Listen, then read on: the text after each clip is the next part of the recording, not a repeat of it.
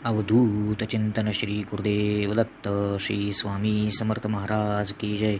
श्री दिंडोरी प्रणित मार्ग सत्र 5. त्रिकालज्ञानी तेजाचा पुतळा. तेजाच्या तपश्चर्येमुळे सद्गुरू परमपूज्य पिठले महाराजांनी बाह्य दृष्टी गेली होती. ध्यानात समाधी अवस्थेत ठराविक वेळी व्यत्यय येऊ नये म्हणून बरोबर कोणीतरी पाहिजे होते. इतकेच नाही तर त्रिभुवनातील सर्व खेळ केव्हाही अंतःचक्षूंनी पाहू शकणाऱ्या महाराजांना तशी काय अडचण होती. त्यांना त्रिकाल ज्ञान प्राप्त झाले होते. सगळे तेजोमय झाले होते. तेजाचा पुतळा असेच महाराजांचे वर्णन करता येईल. तेजाचा पुतळा कोणाला म्हटलंय? सद्गुरू परमपूज्य पिठले महाराजांना. हे सगळं पिठले महाराजांबद्दल चालू आहे. दिवसासुद्धा त्यांच्या चेहऱ्याकडे एकटक कोणी सामान्य व्यक्ती पाहू शकत नव्हती.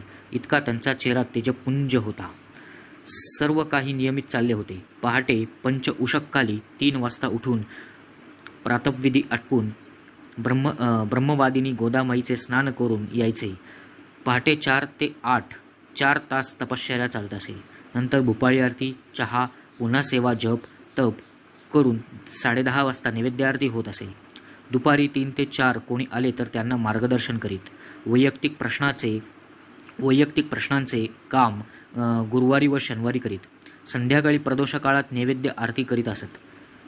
यात 1 मिनिटाचाही बदल कित्येक वर्षे तपे गेली तरी झाला नाही. अगदी सृष्टीच्या नियमाप्रमाणे काळावेळाप्रमाणे सर्व चालत होते. अजूनही केंद्रामध्ये जे परमपूज्य पिठले महाराज आरती करत होते ते केंद्रामध्ये अजूनही ती वेळ ती वेळ सांभाळली जाते. त्याच वेळेला आरती आणि नैवेद्य महाराजांना दाखवला जातो. सकाळ तिन्ही त्रिकाळ, सकाळ दुपार संध्याकाळ. तिन्ही जगाचा स्वामी.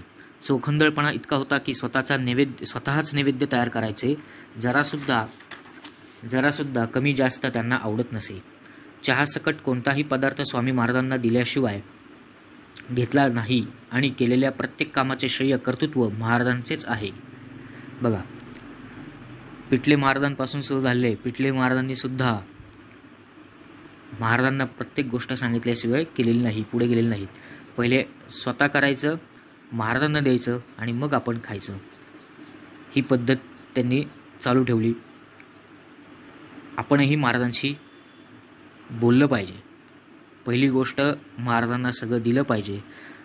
महाराजांपुढे आपण जे काही अन्न ग्रहण करू ते पहिले महाराजांना देऊन मग आपण ग्रहण केले पाहिजे. हे याचे तात्पर्य आहे.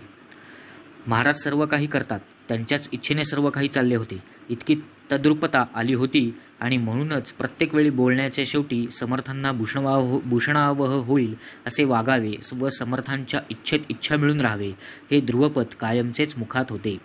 त्यांच्या कणाकणांतून क्षणाक्षणाला श्री स्वामी समर्थ ही नामरूपी अमृत संजीवनी झिरपत होती. अमानी मानदो म्यानो लोकस्वामी त्रिलोक धृक. सर्वांशीच नम्रता होती. मान सन्मानाची इच्छा सुद्धा न धरणारा तिन्ही जगाचा स्वामी होतो अशी श्रेष्ठता महाराजांमध्ये आली होती. आता महाराजांना वचन दिल्याप्रमाणे सर्व काही बरोबर झाले. पूर्ण तयारी झाली होती आणि विश्वातील अतिश्रेष्ठ असा अर्जुनासारखा शिष्य घडवण्याची जबाबदारी आता पार पाडायची होती. जनकल्याणाचा एक नवीन सोपान घडवून पुढील मार्ग तयार करावायचा होता. आत्तापर्यंतचे सर्व अनुभव जमेस धरून बिघडविलेले धर्म व त्यातून निर्माण झालेल्या अश्रद्ध भक्तीचे सावट दूर करायचे होते. व्यवहार व अध्यात्म यांची सुरेख संगती लावून तळागाळातील माणसांपर्यंत सर्व कार्य न्यावयाचे होते. लोकांची उडालेली श्रद्धा पुन्हा स्थापित करावयाची होती.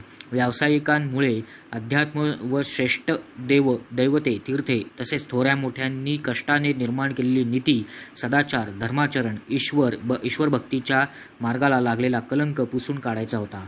आणि याच पुढील कार्यासाठी सद्गुरू सत्शिष्याची आतुरतेने वाट पाहत होते.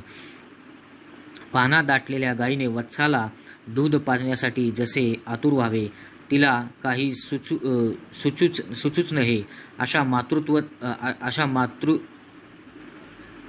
मातृवत्सल्येने सद्गुरू कलियुगातील शिष्य अर्जुनाची आतुरतेने वाट पाहत होते.